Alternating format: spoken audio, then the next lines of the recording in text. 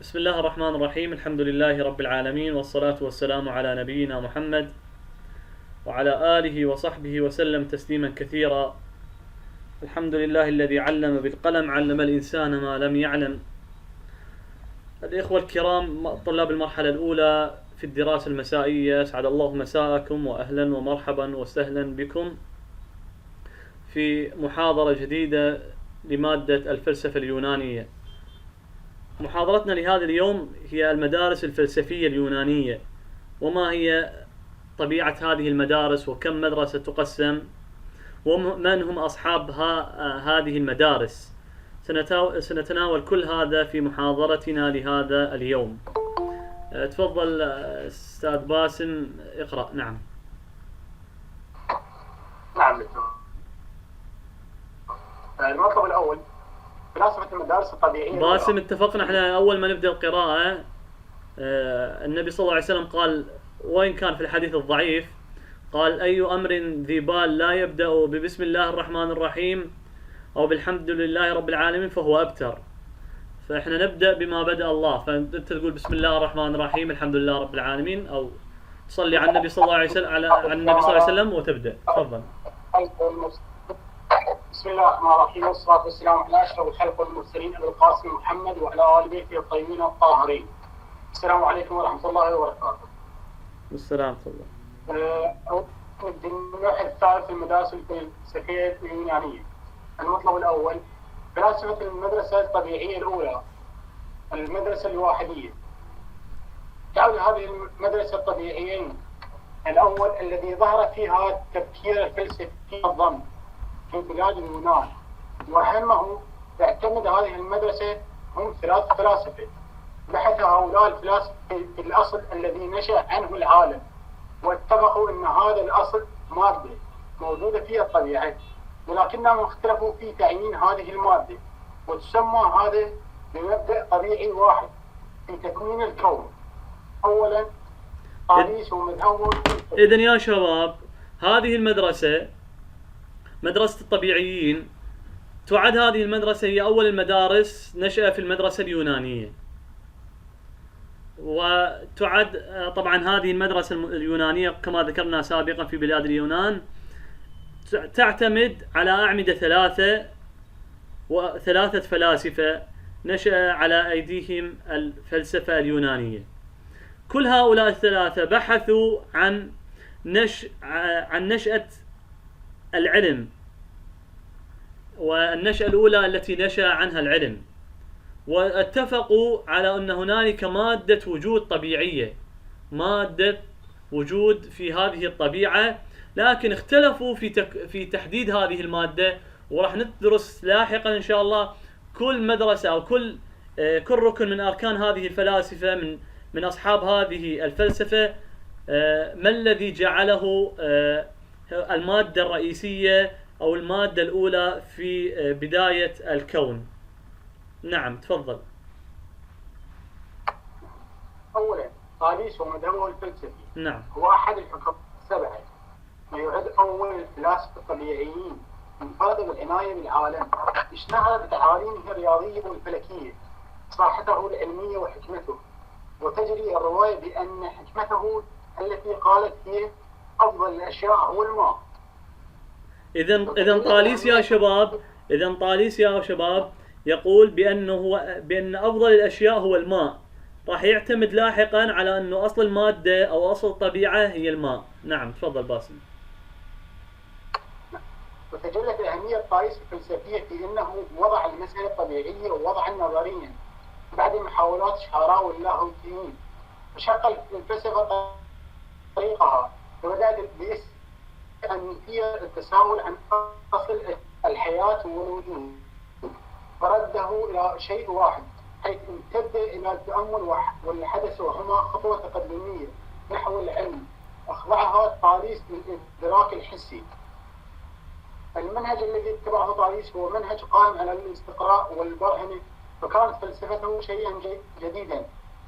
فبدل أن يفسر تنوع الكائنات بتشخيص القوى الطبيعية والرواية عن الآلهة، نظر إليها على أنها أشياء معروفة محسوسة، وحاول الاستقراء والبرهنة تظهر التوجيهات الفلسفية عنده من خلال فرضيته التي تقول أن الماء أصل الأشياء جميعا. إذا عمل على إثبات هذه الفرضية بالشواهد والأمثلة مبرهنا على أن جميع الأشياء تخرج من الماء، وأبرز تلك الأمثلة أولا طالبيس أن الحيوانات تتغذى من النباتات. هنا قول طاليس، يعني هنا خطأ بالكتابة، قول طاليس. نعم.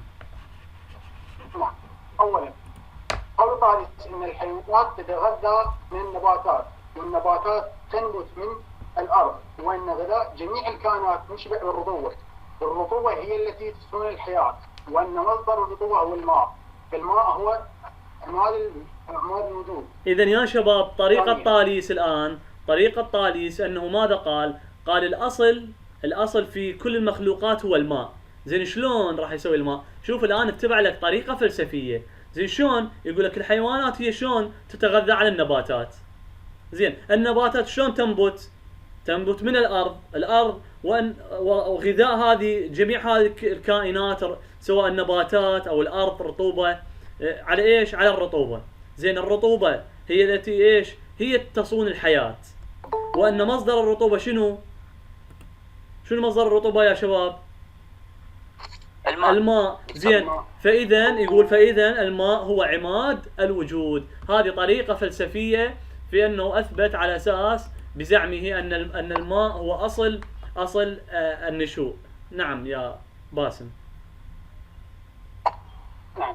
ثانيا أن طاليس كما يروي لنا أرسطو يقدم أسبابا مستمدة من الملاحظة لقوله بأن الماء أصل الأشياء ومبدأها الأول، وقد لاحظ أن الكائنات الحية تنشأ في البيئة الرطبة، وأن نفسه ينشأ عنها ويحيي بها، لأن ما تنشأ عن الأشياء هو مبدأها. زين يقول لك إذا ما طول هو أي شيء يحتاج إلى الرطوبة والماء وهو ينشأ من هذا الماء، إذا منشأ الأشياء هو أصل هذه الأشياء. فيقول لك إذا الماء هو أصل ومنشأ هذه الأشياء. نعم. ثالثا لاحظ طاليس أن دلتا النيل قد تكونت من الطمل المترسم من الفيضان. نعم. رابعا ويرى أن ماء البحر لو تبخر ارتفع بخاره نحو الشمس والكواكب يتغذى به، ثم يتخلف بعد البخار راسم يكون اليابسة. كذلك جميع الكائنات تحتوي في ذاتها على الماء، وهو يتخذ جميع الأشكال ويستحيل إلى كل شيء. لو تكاتف صار أرضا يابسا، ولم تمدد تحول إلى نار أو هواء. إذا يقول لك ما زين. إذا واحد سأله طاليس قال له زين أنت تقول هسه الحيوانات والبشر يحتاجون إلى ماء والأرض إلى ماء حتى هي أصل تكوين، زين السماء شلون؟ يقول لك لا شوف، بما أنه البحر يتبخر وهذا البخار يصعد إلى السماء راح تتغذى عليه السماء والكواكب، فراح يكون هو سبب نشأة السماء والكواكب. نعم. خامسا لاحظ كذلك أن الماء هو العنصر الوحيد الذي يمكن أن يتخذ أشكال مختلفة، حيث يتحول هذا السائل إلى مادة غازية أو إلى مادة جامدة كالتراب والثلج، ويذكر عنه أنه رأى بنفسه كيف تتم هذه التحولات في الطبيعة، وكيف أن هذه التحولات تبدأ من الماء لتعود إلى الماء. إذا يقول لك طاليس يقول لك أنا أعتقد أنه الماء هي أصل الأشياء.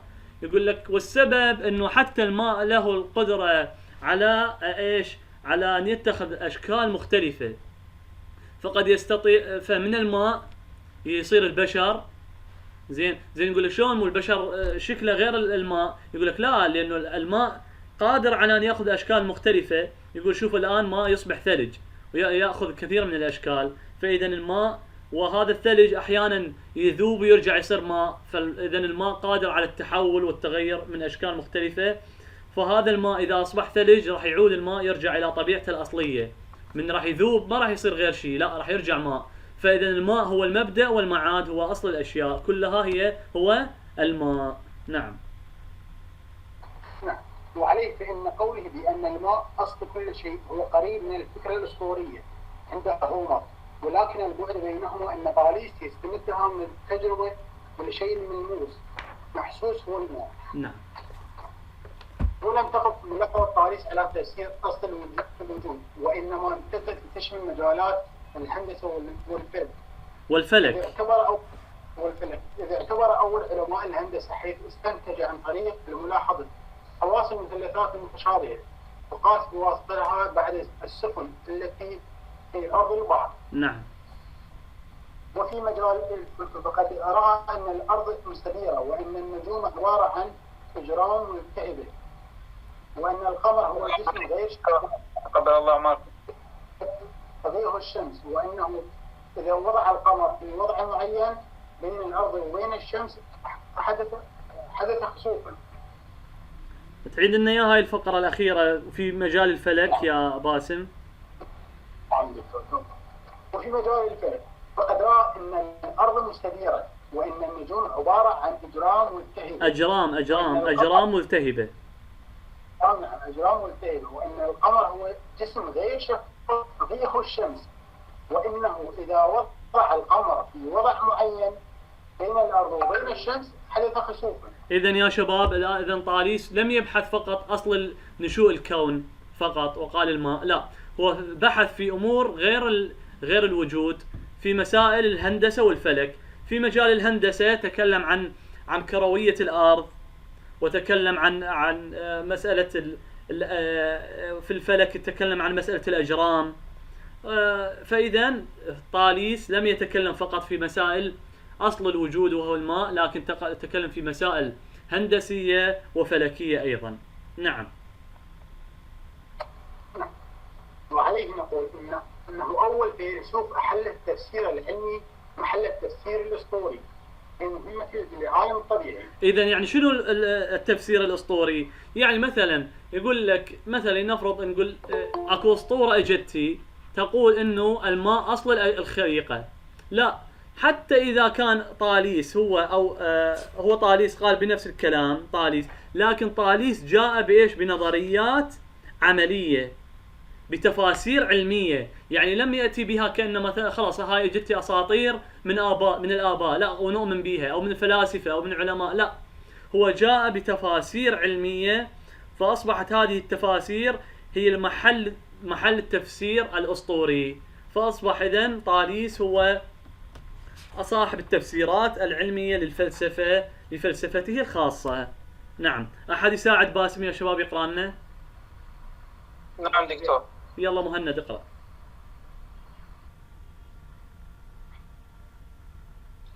ثانيا، أنكسمندر ومذهبه الفلسفي. ثاني، فلاسفة المدرسة اليونانية. ويشهد أكثر المؤرخين المحدثين بأنه أعظم فلاسفة المدرسة الملطية، لما في تفكيره من عمق وأصالة ومنطق وتجريد لا يظهر بوضوح عند أقرانه الملطيين. إن أهم أفكاره الفلسفية تظهر من خلال رأيه بأصل الوجود، إذا رفض أنكسمندر موقف الفيلسوف طاليس في اختياره الماء أصلا للوجود، وأن كان قد أيده في المادة الواحدة واسمها اللانهائي أو الآبيرون. ومن أفكاره الفلسفية الأخرى فكرة وحدة الأضداد، صراعها في العالم، وفكرة تطور العالم العضوي، كما أرسى ميكانيكيا الأجرام السماوية، ووضع أول خريطة جغرافية إضافية إلى اهتمامه بفكرتي الزمان والمكان. نعم. إن المنهج الذي اتبعه أنكسمندر في فلسفته وفي استدلاله على أصل الوجود هو منهج يعتمد على الملاحظة للوصول إلى الحقيقة واليقين وبعد الخلق. أستاذ مهند ترى صوتك مو واضح يمنا، ما واضح صوتك يا شباب. أحد يساعدنا غير يقرأنا غير مهند؟ دكتور يا صفحة رقم صفحة 17. الآن احنا نقرأ في بداية صفحة 17. نعم دكتور. يلا محمود اقرأ لنا محمود. استخدامه للبرهان الخلق. لا ارجع لنا من ان المنهج الذي اتبعه اسكندر. العفو دكتور. ان المنهج الذي اتبعه ألكسندر في بناء فلسفته وفي استدلاله على أصل الوجود هو منهج يعتمد على الملاحظة للوصول إلى الحقيقة واليقين، إضافة إلى استخدامه للبرهان الخلق، إذ استلم مبدأ الملاحظة في رفض قول طاليس في أن الماء أصل الأشياء. وعد اللانهائي أو الأبيرون نعم هو أصل الأشياء، فقد أحرز فيلسوفيا تقدما يدعو إلى الإعجاب في ميدان الفلسفة، إذا اعترض على فكرة طاليس وحجته في ذلك هي. إذن نعتبر الآن أنكسمندر يا شباب أيضا هو مؤمن بمسألة أصل للوجود، لكن هو خالف طاليس في أن الماء هو أصل الوجود. ويعد كذلك أنكسمندر هو صاحب أفكار فلسفية، وكذلك طور العلم العضوي، وكذلك ميكانيكا الأجرام السماوية، وكذلك اهتم بفكرة الزمان والمكان اللي هي أصبحت تشغل شاغل يعني مجال واسع في مسألة الفلسفة، فلسفة الفيزياء، مسألة الزمان والمكان. وكذلك خالف طاليس، فاستخدم طبعا أنكسمندر استخدم برهان الخلق، وكذلك فلسفة اللانهائي أو الأبيرون في أصل الأشياء. هو الوحيد اللي ما وافق طاليس في مسألة أنه الماء هي أصل الأشياء. طيب زين، شنو حجة أنكسمندر في هذا؟ راح يذكر لنا حجة أنكسمندر ودلائله في أنه الماء ليست هي أصل الوجود وأصل الأشياء. تفضل محمود. أولا لاحظ أنكسمندر أن الماء لا يصلح لأن يكون مبدأ أول، وذلك لأنه استحالة الجامد البارد إلى سائل بالحرارة، فالحار والبارد سابقات عليه. نعم. ثانيا فإذا اتبعنا رأي طاليس في أن الماء هو الحقيقة الوحيدة الأساسية، فكيف تفسر وجود أشياء أخرى مادتها ليست مائية؟ فلا يمكن أن يكون شيء واحد هو مصدر الأشياء، بل إن مصدر الأشياء شيء ليس هو بذاته واحدة من الأشياء المتضادة، بل هو سيء أكثر أوليه منه أو عنه تنشأ الأشياء وإليه تعود، وهذا هو الأبيرون. شو يقول؟ يقول من المستحيل أن يكون الماء هو مادة الأشياء أو أصل الأشياء. ليش؟ لأنه الماء عندما يتحول إلى مثلا إلى جماد ثلج لا يعود إلى مادته الطبيعية إلا بتدخل أمر ثالث، وهو مثلا الحرارة أو النار. فيقول لك إذن مو الماء هو أصل الأشياء. يعني مثلا النار ليست بحاجة في نشأتها إلى ماء، فهذا دليل على أنه ليس الماء هو أصل الأشياء. هنالك شيء يجب أن لا يعتمد على الأشياء، شيء لا يعتمد على الأشياء، هذا هو اللي أصل الأشياء.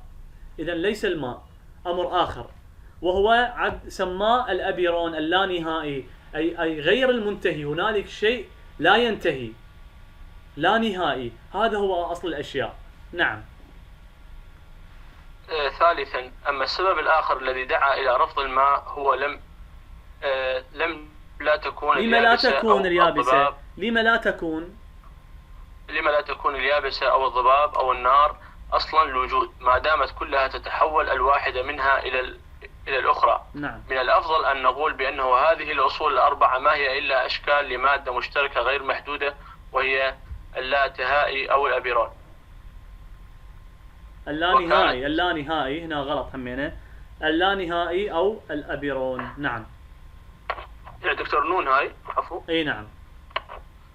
وكانت تلك أهم الأسباب التي دعت أنكسمندر إلى رفض مبدأ طاليس. محمود هو أنكسمندر. دعت أنكسمندر إلى رفض مبدأ طاليس في أن الماء أصل الوجود. نعم. بينما نجد أن أنكسمندر هو اختار الأبيرون أصلا الأشياء، فيعود إلى الأسباب الآتية. نعم. إذن يا شباب، إذا جانا فد سؤال مهم، اعتمد طاليس في أن أصل الأشياء شنو؟ الماء أو الأبيرون؟ أريد جوابنا الجميع. الماء. الماء. هذا من هو طاليس لو منو أنكسمندر؟ طاليس. هذا كلام طاليس. ها يا شباب من يوافق معنا؟ طاليس دكتور. طاليس. طاليس قال أصل الماء أصل الوجود. طاليس. زين أنكسمندر ماذا قال يا شباب؟ ما احتمل أنكسمندر. أنكسمندر ايش قال؟ رفض مبدأ طاليس. وش قال؟ شنو أصل الأشياء؟ اللانهائي أو الأبيرون. اللانهائي. الأشياء. اللانهائي أو الأبيرون. نعم تمام. زاد العفو دكتور. نعم. فالتوضيح للأبيرون أو فالتعريف فشي يعني هو هذا مصطلح مهند. هذا الأبيرون هذا مصطلح فلسفي. مصطلح فلسفي يعني اللانهائي. مثلا مادة لا نهائي يعني شيء لا نهائي، لأن أمور فلسفية هو يصطنعها، هو يخلقها، يعني هو يصنع هذه المصطلحات. معناها اللانهائي. الأبيرون معناها اللانهائي يعني غير المنتهي. واو وصلت. نعم. زين شنو سبب انه أنكسمندر خالف طاليس في فكرة الماء أصل الأشياء؟ أسباب آتية. نعم تفضل محمود. أولا أن الأبيرون مادة ليست محسوسة، جعلها أصلا الأشياء وهي ليست محسوسة مثل الماء، بل تختلف عنها إذا لاحظ أنها لا متناهية بمعنيين، من حيث الكيف أي لا معينة، ومن حيث الكم أي لا محدودة، وهي مزيج من الأضداد جميعا كالحار والبارد واليابس والرطب إلى آخره. نعم. ثانيا لاحظ أن اختلاف المتضادات هي التي تكون العالم، فالدافئ يضاد البارد والجاف يضاد الرطوبة، وهذه المتضادات يحارب بعضها البعض، وأي سيطرة لواحدة منها على الأخرى فهي ظلم يجب أن يعوض في الوقت المناسب حتى تظهر الأشياء كما هي ولا تفسد. يقول لك لو كان الماء أصل الأشياء، الماء من الأشياء المتضادة. الماء ضد الماء هي اليابسة، وضد إذا كان الماء جامد أو بارد ضده الحرارة أو النار. فإذا كان الماء أصل الأشياء، إذا غلب على النار أو الحرارة راح يفنيها، وكذلك إذا أصبحت النار أو اليبوسة هي أصل الأشياء راح تفني الماء. فما ممكن أن يكون الماء أصل الأشياء. هذا رأي أنكسمندر. فقال هنالك أمر معنوي هو الذي يكون أصل الأشياء. شنو هذا الأمر المعنوي؟ هو اللانهائي الأبيرون. نعم. ثالثا جيم، فأشياء الكون تنشأ عن هذا اللانهائي بعملية الانفصال، وعند ذاك نعتبر الأبيرون مبدأ أولياس، فكأنه هو نفسه سبب الانفصال المباشر الذي أدى إلى نشوء الكون. فبحركة المادة تنفصل الأشياء بعضها عن بعض ونجمع بعضها إلى بعض. والأبيرون في بدء الأمر كل متجانس لا يوصف بكم نهائي ولا بكيف محدود. زين الآن هذا راح يجاوب مهند. زين راح يجاوب مهند. زين شنو الأبيرون؟ الأبيرون هو اللانهائي. الآن أنكسمندر راح يجاوبنا، يقول لنا شنو توصيفه لهذا اللانهائي. راح يوصف لنا اياه حتى يصير عندنا مفهوم عن الأبيرون أو اللانهائي. نعم. ثم تظهر لنا صور الانفصال. لا قرأنا من والأبيرون في بدء الأمر كل متجانس لا يوصف بكم، يعني ما له كم معين. أبدأ دكتور؟ لا مو السطر الرابع يا محمود، السطر الرابع في جيم. بدء الأمر؟ لا السطر الرابع مو عندك جيم؟ نعم دكتور. السطر الرابع 1 2 3 4 يقول لك هنا ونجمع بعضها إلى بعض، والأبيرون في بدء الأمر كل متجانس لا يوصف بكم نهائي. أي ولا بكيف محدود. نعم. ولا بكيف محدود. ثم تظهر لنا صور الانفصال. وأولها البارد أو الرطب وهو الانفصال هنا المركز. المقصود لنا صور الانفصال، الانفصال. وأولها البارد أو الرطب. أولها البارد أو الرطب وهو في المركز، ثم تغلقه دائرة الهواء فدائرة اللهب ثم دائرة النار. وبفضل هذه الحركة الانفصالية الخالدة تحدث العوالم والكائنات. هذا اللي لاحقا راح نقرأ أو إذا عندكم اطلاعات عليه، اللي سموه الانفجار الكوني. نعم. دال. وقد أورد أنكسمندر نصا فلسفيا بخصوص الأبيرون مفاده أن العلة المادية والعنصر الأول للأشياء هو اللا متناهي. نعم. وقد كان هو أول من أدخل اسم العلة المادية هذه، فيقول أنه ليس ماء ولا شيئا آخر من العناصر، ولكنه مادة مختلفة عنهما وهي لا متناهي، ومنها تصور السماوات والعوالم. نعم أحسن. استخدم أنكسمندر برهان الخلق. استخدم أنكسمندر برهان الخلق في نظرية التطور، إذ افترض أن الحياة قد تولدت في البيئة الرطبة، وكانت جميع الأحياء في البداية أشبه بالأسماك ذات الغلاف السميك، وكذلك تطور الإنسان عن نوع من الأسماك أو احتضنته الأسماك حتى أمكنه الحياة على سطح الأرض الجافة. كذلك لاحظ أن الإنسان يحتاج في صغره إلى فترة طويلة من الرعاية والحماية جعلته يستنتج أنه لو كان الإنسان دائما على ما هو عليه الآن لما تمكن من البقاء، أي أنه تطور من حيوان يستطيع أن يرعى نفسه في وقت أسرع.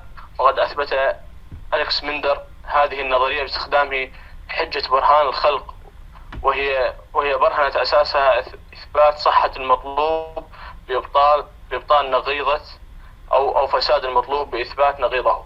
نعم.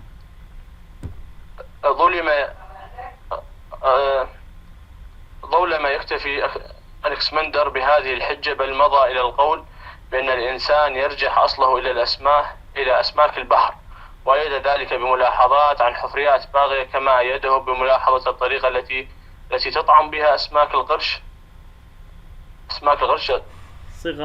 صغارها. يعني استنتاجه يقول لك أصل البشر، أصل الإنسان أنه كان أصله سمك، وبعدين تطور هذا البشر وأصبح بمساعدة الأسماك نقلته إلى اليابسة فأصبح بشر، فتطور من حيوان إلى بشر. هذه نظرية التطور أيضا راح نقراها وتأتينا لاحقا إن شاء الله. نظرية التطور هذا يقول زين من استنتجها؟ يقول ها والله أنا نظرت إلى طريقة إطعام القرش لصغارها نفس طريقة البشر، فإذا هذه أصل خلقة البشر هي من الأسماك. نعم. وبهذه النظرية، نعم اكمل محمود. وبهذه النظرية نرى أن أنكسمندر قد سبقه لبلاس ودارون بمئات القرون من الزمان، وهي نظرية التطور. ثالثا أنكسمندر ومذهبه الفلسفي. يا شباب يكفي يا محمود. إن شاء الله لحد هنا. ثالثا نكتفي في مادة الفلسفة اليونانية لهذا اليوم. إذن يا شباب نلخص ما ذكر سابقا.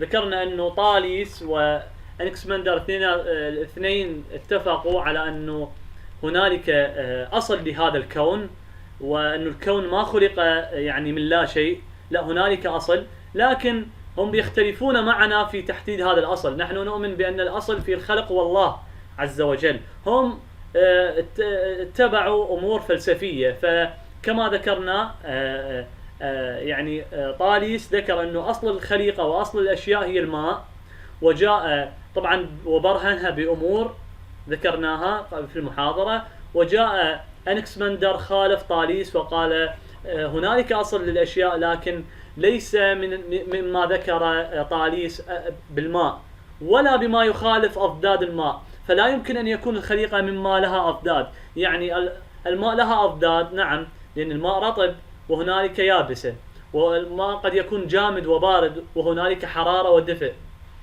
إذن الماء له أضداد، فلا يمكن أن يكون أصل الخليقة من الأضداد، لكن هنالك شيء لا متناهي، لا متناهي هو أصل الأشياء، وهذا اللا النهائي سمى كما ذكرنا سابقا أنكسمندر بالأبيرون، والأبيرون عرفناه قال هو فيه يبدأ الأمر ككل متجانس ولا يوصف بكم. الأبيرون لا يوصف بكم ولا بكيف محدود. هذا تعريف أنكسمندر للأبيرون أو اللانهائي. يا شباب بهذا القدر ننهي محاضرتنا لهذا اليوم. إذا كان لديكم سؤال يخص المادة لهذا اليوم بعد أن نغلق التسجيل ننتقل إلى الأسئلة الخاصة. عندكم سؤال يا شباب بمادة اليوم؟ السلام عليكم دكتور. عليكم السلام ورحمة الله. شلونك دكتور؟ حياك الله. إذا أستاذ علي إذا عندك سؤال يخص المادة، بس أنت من طلاب المرحلة الثالثة. نعم دكتور. أنا على مود الحفظ مال سورة نوح. بعدين الآن المحاضرة مسجلة أستاذ علي. المحاضرة مسجلة. نعم. يعني شو وقت إن شاء الله؟ بعدين إن شاء الله. شباب عندكم قبل أن ننهي عندكم سؤال أو استفسار؟ سؤال أستاذ. نعم. دكتور سؤال هنا اختلاف الفلاسفة في أصل الخلق لو في أصل الخالق، لو هم اختلافهم يعني عن المادة التي خلق منها الخلق. لا أصل الخلق مو بالخالق بالعفو. اي نعم مو الخالق. تقول انه خالقهم هو الله سبحانه وتعالى يعني. شلون؟ سمعت من عندك تقول اختلافهم انه هو مصدر الخلق هو الله سبحانه وتعالى. وهم ما أصل من الفلاسفة من لا يؤمن بوجود أصل أي خالق. يقولون الكون خلق من أمور طبيعية، خلق من أمور طبيعية، مثلا من الماء، فالماء أصل الخليقة. ومنهم يعني قصدهم المادة؟ اي أصل المادة. ومنهم أصلا من لا يؤمن بوجود خالق، لا يؤمن بوجود خالق أصلا. ومنهم من يؤمن بوجود مادة هي أصل للكون. يا مهند. واضح. ممنون دكتور. أشكرك. سؤال أستاذ. تفضل أستاذ محمود. نعم دكتور. النقاط الثلاثة تعتبر هذه حجج طاليس لو يعني يجي سؤالها لو ما افتهمت شنو سؤالك؟ النقاط الثلاثة هسه عددناهم بالموضوع. اي نعم. حضرتك سمندر واما نعم. السبب الآخر بدنا هسه قرأناهن. نعم. إذا جاء سؤال عليه يجي حجج طاليس لو فكرة طاليس. لا هاي اعتراض أنكسمندر على فكرة طاليس. على حجة طاليس. اي نعم. هذا يعني بس بتوجهنا يعني اي نعم طريقة السؤال ما شلون يجي. إذا ما هو اعتراض أنكسمندر على أن الماء هو أصل وجود الأشياء، وأصل الأشياء في فلسفة طاليس. هذا يكون الرد، هذا هو الاعتراض. شكرا دكتور. بالتوفيق جميعا يا شباب. أكو سؤال آخر يا شباب قبل أن أنهي التسجيل؟ بالتوفيق للجميع إن شاء الله.